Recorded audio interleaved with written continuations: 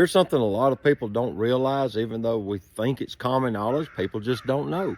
And that's, you can shift the point of impact somewhat on your suppressed pistols. We're running a booster by simply pulling out on the booster and indexing it to a different location on our tines in the piston.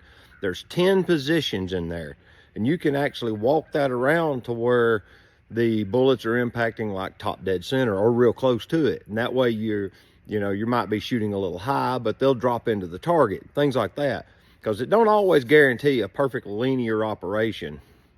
Just because you're adding the weight and the mass of the suppressor to the gun, it changes things.